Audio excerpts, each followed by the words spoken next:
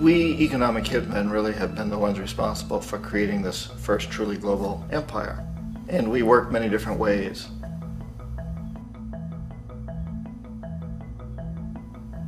But perhaps the most common is that we will identify a country that has resources our corporations covet, like oil, and then arrange a huge loan to that country from the World Bank or one of its sister organizations.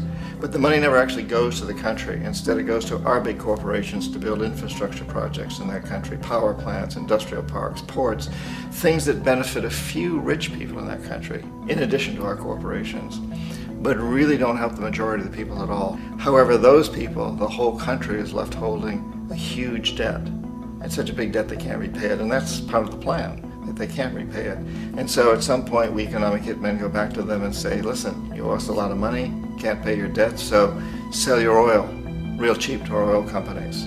Allow us to build a military base in your country, or send troops in support of ours to someplace in the world like Iraq, or vote with us on the next UN vote. To have their electric utility company privatized and their water and sewage system privatized and sold to U.S. corporations or other multinational corporations. So there was that whole mushrooming thing, and it's so typical of the way the IMF and the World Bank work, that you put a country in debt, it's such a big debt it can't pay it, and then you offer to refinance that debt and pay even more interest. And you demand this quid pro quo, which you call a conditionality or good governance, which means basically that they've got to sell off their resources, including many of their social services, their utility companies, their school systems sometimes, their penal systems, their insurance systems, to foreign corporations. So it's a double, triple, quadruple whammy. The precedent for economic hitmen really began back in the early 50s when democratically elected Mossadegh, who was elected in Iran, he was considered to be the hope for democracy in the Middle East and around the world. He was Time Magazine's Man of the Year. But one of the things that he'd run on and began to implement was the idea that foreign oil companies needed to pay the Iranian people a lot more for the oil that they were taking out of Iran. The Iranian people should benefit from their own oil. Strange policy. We didn't like that, of course. But we were afraid to do what we normally were doing, which was to send in the military. Instead, we sent in one CIA agent, Kermit Roosevelt, Teddy Roosevelt's relative.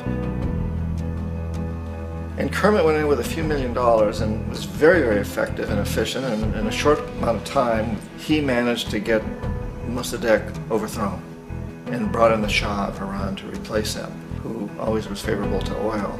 And it was extremely effective. Bombs overflow Tehran. Army officers shout that Mossadegh has surrendered and his regime as virtual dictator of Iran is ended. Pictures of the Shah are paraded through the streets as sentiment reverses. The Shah is welcomed home. So back here in the United States, in Washington, people looked around and said, wow, that was easy and cheap. So this established a whole new way of manipulating countries, of creating empire. The only problem with Roosevelt was that he was a card-carrying CIA agent, and had he been caught, the ramifications could have been pretty serious. So very quickly at that point, the decision was made to use private consultants to channel the money through the World Bank or the IMF or one of the other such agencies, to bring in people like me who worked for private companies, so that if we got caught, there would be no governmental ramifications.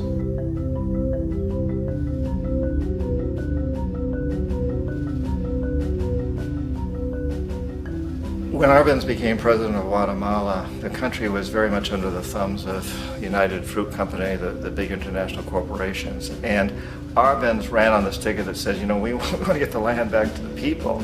And once he took power, he was implementing policies that would do exactly that, give land rights back to the people. United Fruit didn't like that very much.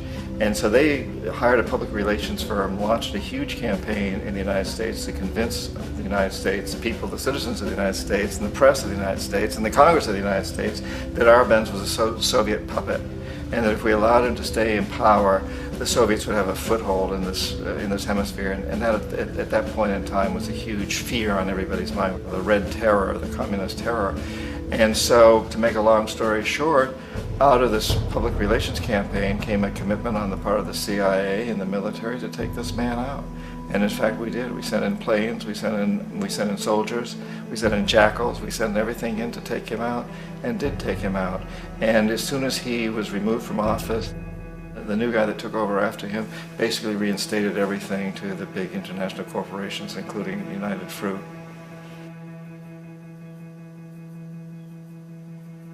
Ecuador for many, many years had been ruled by pro-US dictators, often relatively brutal. Then it was decided that they were going to have a truly democratic election. Jaime Roldos ran for office, and his main goal, he said, as president would be to make sure that Ecuador's resources were used to help the people. And he won, overwhelming, by more votes than anybody had ever won anything in Ecuador. And he began to implement these policies to make sure that the profits from oil went to help the people. Well, we didn't like that in the United States. I was sent down as one of several economic hitmen to change Roldos, to corrupt him, to bring him around, to let him know, okay, you can get very rich, you and your family, if you play our game, but if you continue to try to keep these policies you've promised, you're going to go. He wouldn't listen. He was assassinated. As soon as the plane crashed, the whole area was cordoned off. The only people allowed in were U.S. military from a nearby base and some of the Ecuadorian military. When an investigation was launched, two of the key witnesses died in car accidents before they had a chance to testify. A lot of very, very strange things that went on around the assassination of Jaime Roldos. I, like most people who've really looked at this case, have absolutely no doubt that it was an assassination. And of course, in my position as an economic hitman, I was always expecting something to happen to Jaime, whether it be a coup or assassination, I wasn't sure, but that he would be taken down because he was not being corrupted. He would not allow himself to be corrupted the way we wanted to corrupt him. Omar Torrijos, president of Panama, was one of my favorite people. I really, really liked him. He was very charismatic. He was a guy who really wanted to help his country. And when I tried to bribe him or corrupt him, he said, look, John, he called me Juanito. He said, look, Juanito, I don't need the money. What I really need is for my country to be treated fairly. I need for the United States to repay the debts that you owe my people for all the destruction you've done here. I need to be in a position where I can help other Latin American countries win their independence and be free of this terrible presence from the north that you people are exploiting us so badly. I need to have the Panama Canal back in the hands of the Panamanian people. That's what I want. And so, leave me alone. Don't try to bribe me. It was 1981, and in May, Jaime Roldos was assassinated.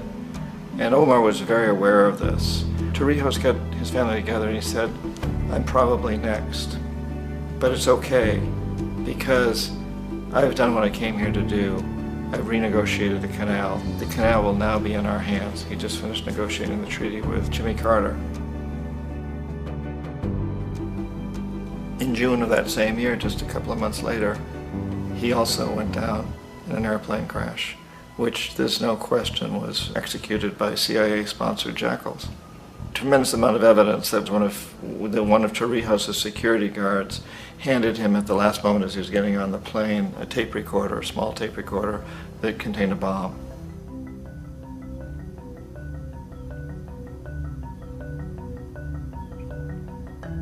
It is interesting to me how this system has continued pretty much the same way for years and years and years, except the economic hitmen have got better and better and better. Then we come up with, very recently, what happened in Venezuela. In 1998, Hugo Chavez gets elected president, following a long line of presidents who had been very corrupt and basically destroyed the economy of the country. And Chavez was elected amidst all that. Chavez stood up to the United States, and he's done it primarily demanding that Venezuelan oil be used to help the Venezuelan people. Well, we didn't like that in the United States. So in 2002, a coup was staged, which there's no question in my mind, and most other people's minds, that the CIA was behind that coup.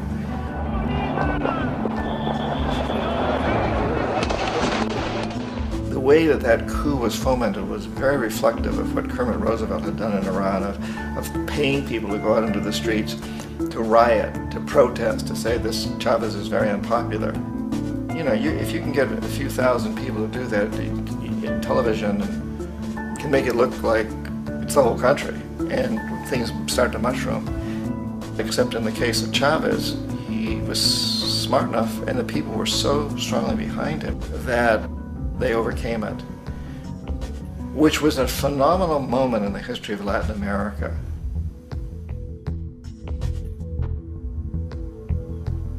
Iraq actually is a perfect example of the way the whole system works. So we economic hitmen are the first line of defense. We go in and we try to corrupt governments and get them to accept these huge loans, which we then use as leverage to basically own them.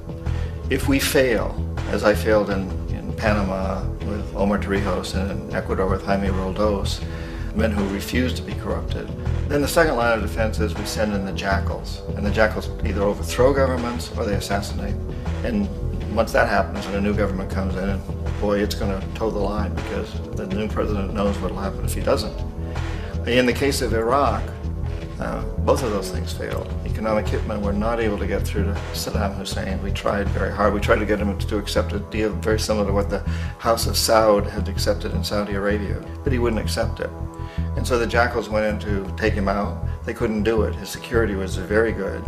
After all, he had one time worked for the CIA. He'd been hired to assassinate a former president of Iraq and failed, but he knew the system. So in '91, we send in the troops and we take out the Iraqi military. So we assume at that point that Saddam Hussein is going to come around. We could have taken him out, of course, at that time, but we didn't want to. He's the kind of strong man we like. He controls his people. We thought he could control the Kurds and keep the Iranians in their border and keep pumping oil for us. And that once we took out his military, now he's going to come around. So the economic hitmen go back in the 90s without success. If they'd had success, he'd still be running the country. We'd be selling him all the fighter jets he wants and everything else he wants. But they couldn't, they didn't have success. The jackals couldn't take him out again, so we sent the military in once again, and this time we did the complete job and took him out, and in the process created for ourselves some very, very lucrative construction deals. We had to reconstruct a country that we'd essentially destroyed, which is a pretty good deal if you own construction companies, big ones. So, you know, Iraq shows the three stages. The economic hitmen failed there, the jackals failed there, and as a final measure, the military goes in. And in that way, we've really created an empire, but we've done it very, very subtly. It's clandestine. All the empires of the past were built on the military, and everybody knew they were building them. So that the British knew they were building them, the French, the Germans, the Romans, the Greeks. And they were proud of it, and they always had some excuse like spreading civilization, spreading some religion, something like that. But they knew they were doing it. We don't. The majority of the people in the United States have no idea that we're living off the benefits of a clandestine empire, that today there's more slavery in the world than ever before. And then you have to ask yourself, well, if it's an empire, then who's the emperor? Obviously, our presidents of the United States are not emperors. An emperor is someone who's not elected, doesn't serve a limited term, and doesn't report to anyone, essentially. So you can't classify our presidents that way. But we do have what I consider to be the equivalent of the emperor, and it's what I call the corporatocracy. The corporatocracy is this group of individuals who run our biggest corporations, and they really act as the emperor of this empire. They control our media, either through direct ownership or advertising. They control most of our politicians because they finance their campaigns, either through their corporations or through personal contributions that come out of the corporations.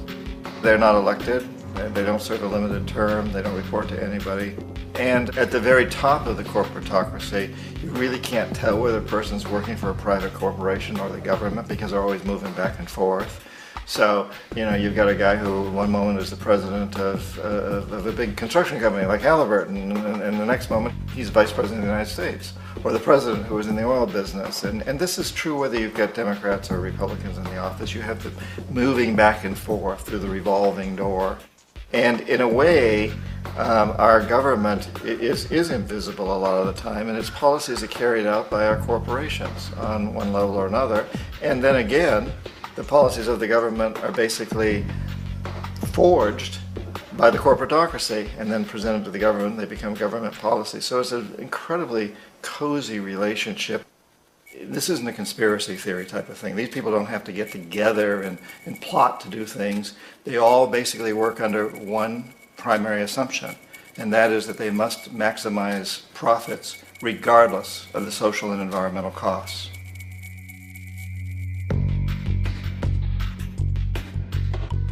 This process of manipulation by the corporatocracy through the use of debt, bribery, and political overthrow is called globalization. Just as the Federal Reserve keeps the American public in a position of indentured servitude through perpetual debt, inflation, and interest, the World Bank and IMF serve this role on a global scale. The basic scam is simple. Put a country in debt either by its own indiscretion or through corrupting the leader of that country, then impose conditionalities or structural adjustment policies, often consisting of the following. Currency devaluation. When the value of a currency drops, so does everything valued in it. This makes indigenous resources available to predator countries at a fraction of their worth. Large funding cuts for social programs. These usually include education and healthcare, compromising the well-being and integrity of the society, leaving the public vulnerable to exploitation. Privatization of state-owned enterprises. This means that socially important systems can be purchased and regulated by foreign corporations for profit. For example, in 1999, the World Bank insisted that the Bolivian government sell the public water system of its third largest city to a subsidy of the U.S. corporation Bechtel. As soon as this occurred, water bills for the already impoverished local residents skyrocketed. It wasn't until after a full-blown revolt by the people that the Bechtel contract was nullified. Then there is trade liberalization, or the opening up of the economy through removing any restrictions on foreign trade. This allows for a number of abusive economic manifestations, such as transnational corporations bringing in their own mass-produced products, undercutting the indigenous production and ruining local economies. An example is Jamaica, which, after accepting loans and conditionalities from the World Bank, lost its largest cash crop markets due to competition with Western imports. Today, countless farmers are out of work, for they are unable to compete with the large corporations. Another variation is the creation of numerous seemingly unnoticed, unregulated, inhumane sweatshop factories, which take advantage of the imposed economic hardship. Additionally, due to production deregulation, environmental destruction is perpetual, as a country's resources are often exploited by the indifferent corporations while outputting large amounts of deliberate pollution. The largest environmental lawsuit in the history of the world today is being brought on behalf of 30,000 Ecuadorian Amazonian people against Texaco, which is now owned by Chevron. So today it's against Chevron, but for activities conducted by Texaco. Estimated to be more than 18 times what the Exxon Valdez dumped into the coast of Alaska. In the case of Ecuador, it wasn't an accident. The oil companies did it intentionally. They knew they were doing it to save money out there rather than arranging for proper disposal. Furthermore, a cursory glance at the performance record of the World Bank reveals that the institution, which publicly claims to help poor countries develop and alleviate poverty, has done nothing but increase poverty and the wealth gap, while corporate profits soar. In 1960, the income gap between the fifth of the world's people in the richest countries versus the fifth in the poorest countries was 30 to 1. By 1998, it was 74 to 1. While global GNP rose 40% between 1970 and 1985, those in poverty actually increased by 17%. While from 1985 to 2000, those living on less than $1 a day increased by 18%. Even the Joint Economic Committee of the U.S. Congress admitted that there is a mere 40% success rate of all World Bank projects. In the late 1960s, the World Bank intervened in Ecuador with large loans. During the next 30 years, poverty grew from 50% to 70%. Under or unemployment grew from 15 to 70%. Public debt increased from 240 million to 16 billion, while the share of resources allocated to the poor went from 20% to 6%. In fact, by the year 2000, 50% of Ecuador's national budget had to be allocated for paying its debts. It is important to understand the World Bank is, in fact, a U.S. bank, supporting U.S. interests. For the United States holds veto power over decisions, as it is the largest provider of capital. And where did it get this money? You guessed it. It made it out of thin air through the fractional reserve banking system. Of the world's top 100 economies, as based on annual GDP, 51 are corporations, and 47 of that 51 are U.S.-based. Walmart, General Motors, and Exxon are more economically powerful than Saudi Arabia, Poland, Norway, South Africa, Finland, Indonesia, and many others. And, as protective trade barriers are broken down, currencies tossed together and manipulated in floating markets, and state economies overturned in favor of open competition and global capitalism, the empire expands.